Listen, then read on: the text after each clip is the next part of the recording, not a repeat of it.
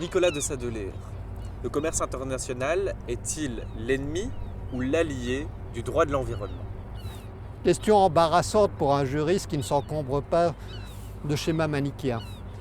Pour les partisans du commerce international, ce dernier est source de richesses qui vont permettre aux États d'investir dans des meilleures technologies, que ce soit l'épuration des eaux usées ou le développement de l'énergie éolienne et solaire. En revanche, pour les détracteurs, seule la décroissance va permettre de diminuer les quantités de gaz à effet de serre émis ou la production de déchets. On l'a vu avec la crise du Covid-19, que les quantités de gaz et de polluants ont sérieusement diminué en raison du ralentissement des activités économiques. Mais de quoi parle-t-on en fait? De quel commerce, de quelle marchandise s'agit-il? D'exportation de meilleures technologies ou d'importation de biens comme des terres rares qui sont éphémères, qui sont limités? Le fait de commercialiser davantage de panneaux solaires va-t-il permettre de mieux combattre le changement climatique? Poser la question, c'est déjà y répondre. Alors, on se trouve au port d'Anvers, au cœur du marché intérieur européen. Le commerce international s'épanouit-il au détriment du droit de l'environnement européen? En fait, on est ici à Anvers, deuxième port européen, quatrième port mondial, au sein de la Belgique, au cœur du marché intérieur qui est composé de 500 millions de consommateurs.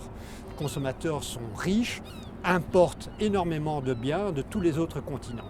Alors, l'Union européenne joue un rôle important par rapport à ses partenaires économiques en concluant des accords de commerce qui comportent des clauses environnementales, tout comme des clauses de protection du travail ou de protection des travailleurs.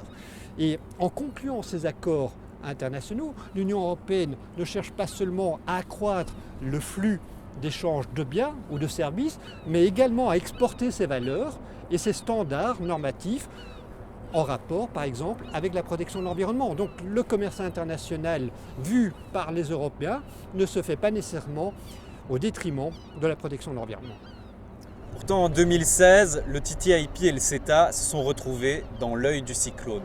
On le sait, l'Union européenne conclut des accords commerciaux avec des États tiers. Qu'est-ce qui explique que certains acteurs se soient opposés à la conclusion de tels accords?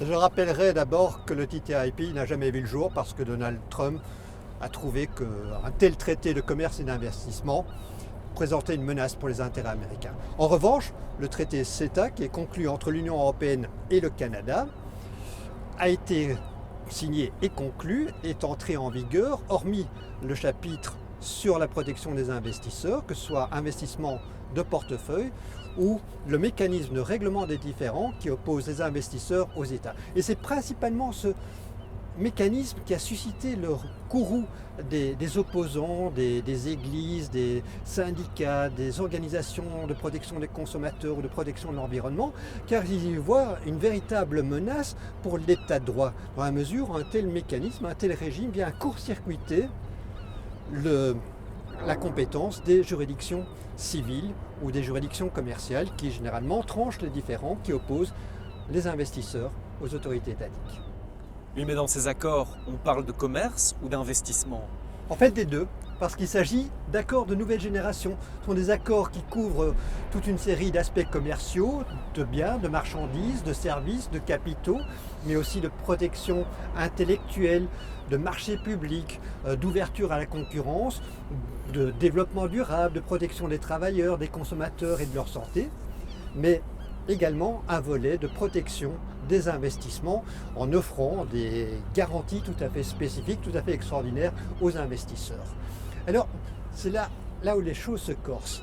C'est la question des compétences. L'Union est une union de compétences. Les institutions ne peuvent intervenir, ne peuvent conclure des traités avec des États tiers que conformément aux compétences qui leur ont été attribuées.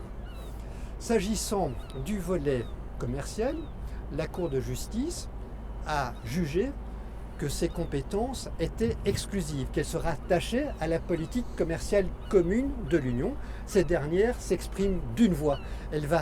C'est l'Union qui va signer l'accord avec le Canada ou avec le Mexique et qui va ratifier cet accord. En revanche, s'agissant de la question des investissements, dans la mesure où on a ce régime spécifique en matière de règlement des différends où les investisseurs peuvent ferrailler contre les États devant des tribunaux arbitraux et non pas devant les juridictions ordinaires, la Cour de justice a estimé qu'il s'agissait d'une compétence partagée, ce qui implique que le volet investissement doit être signé et conclu par les États. En d'autres mots, chaque État peut faire peser une épée Damoclès sur le volet investissement de l'accord parce qu'il aura le dernier mot. Ce qui s'est passé pour le CETA. Alors, pour le CETA, c'est un peu plus compliqué. Les services de la Commission avaient plaidé pendant des années qu'il s'agissait d'une compétence exclusive. Suite aux pressions exercées par certains États membres sur l'exécutif communautaire, ce dernier a décidé de changer de fusil d'épaule et pour des raisons purement politiques, de qualifier le dit accord d'accord mixte relevant d'une compétence partagée. Ce qui implique que le CETA va devoir être ratifié pour son volet commercial ainsi que pour son volet investissement par les 27 États membres. Selon leurs détracteurs, ces accords de libre-échange nivellent par le bas la réglementation en matière de protection de l'environnement ou des consommateurs.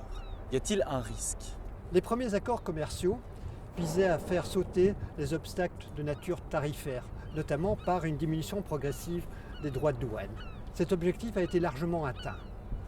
Les accords de nouvelle génération, en revanche, ont un spectre nettement plus large puisqu'ils couvrent également la protection des investissements, mais aussi les obstacles non tarifaires, ça veut dire les obstacles de nature réglementaire. Par conséquent, d'aucuns craignent qu'il y ait là un risque d'une course vers le bas, d'une diminution du niveau de protection, que ce soit pour la santé, les consommateurs ou l'environnement. Et quelles peuvent être les techniques qui sont déployées en vue de garantir un bon niveau de protection? Mais prenons le cas du CETA, ce traité commercial conclu entre l'Union européenne et le Canada. Les auteurs de ce traité ont multiplié les clauses proclamant le droit de réglementer dans différentes matières, allant de la protection de l'environnement jusqu'à la protection des consommateurs. Et ont rappelé pour les parties que ce droit de réglementer visait à atteindre un haut niveau de protection. La Cour de justice, dans un avis récent sur la compatibilité du chapitre 8 relatif à la protection des consommateurs avec le droit de l'Union européenne, a insisté sur ce droit de réglementer pour considérer que le traité ne mettait pas en cause le droit de l'Union européenne. Mais n'est-ce pas là un succès d'année de bonnes intentions? On peut le craindre car il s'agit d'un droit et non pas d'une obligation. Aucune sanction n'est attachée à sa violation. Et d'ailleurs, à partir de quels critères allez-vous déterminer qu'un État n'atteint pas ou ne poursuit pas un haut niveau de protection? Vous auriez un exemple concret à cet égard? Souvenons-nous de la directive sur la qualité des fuels. La Commission européenne, exécutif communautaire, avait proposé aux législateurs pendant un certain temps de qualifier les fuels produits à partir des sables bitumeux que l'on rencontre principalement en Alberta au Canada comme étant hautement polluants au motif qu'ils dégagent davantage de gaz à effet de serre que des fuels classiques. Toutefois, la Commission européenne décida à changer son fusil d'épaule et le Parlement européen n'est jamais parvenu à contrecarrer les velléités de la Commission parce qu'elle n'est pas parvenue à dégager une majorité absolue.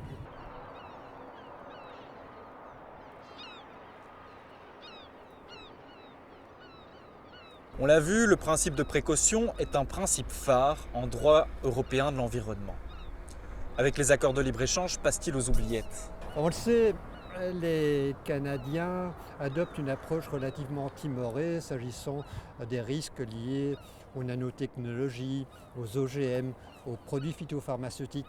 En revanche, du côté européen, l'incertitude scientifique n'est pas un obstacle à la réglementation, précisément parce que le principe de précaution permet aux autorités de réglementer des activités à risque sans pour autant détenir toutes les preuves scientifiques.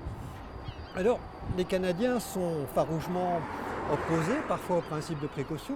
On l'a vu dans le contentieux relatif aux hormones dans la viande. Les autorités canadiennes déniaient la portée juridique en droit international du principe de précaution devant l'organe de règlement des différends de l'OMC à Genève. À cela, on peut regretter que les auteurs du traité CETA n'aient pas inscrit expressément le principe de précaution dans les chapitres consacrés aux obstacles techniques au commerce, aux mesures sanitaires et phytosanitaires. Et l'on ne peut pas encourager les États signataires des accords de libre-échange à des standards environnementaux plus ambitieux? Je crois qu'il faut rappeler qu'il y a une obligation qui pèse en vertu du droit primaire sur les institutions de l'Union européenne de veiller à promouvoir la protection environnementale de façon globale. La protection de l'environnement n'est pas uniquement un problème européen. Un certain nombre d'accords, que ce soit des accords de coopération avec les Caraïbes, le CARIFORUM, ou les accords d'association avec les pays des Balkans ou l'Afrique du Nord, incorporent toute une série d'obligations en matière d'environnemental qui côtoient des obligations de nature commerciale. À cela, il faut ajouter l'importance que revêt le mécanisme tarifaire du SPG+, qui prévoit un abaissement, voire une élimination des droits de douane pour les pays les plus pauvres, à condition qu'ils ratifient et qu'ils mettent en œuvre des conventions portant sur la lutte contre la corruption, sur la protection des droits fondamentaux et également sur la protection de l'environnement. Et toutefois, il s'agit de conventions internationales comme la CITES ou la Convention de Bâle sur le commerce des déchets qui ne sont pas toujours extrêmement ambitieuses.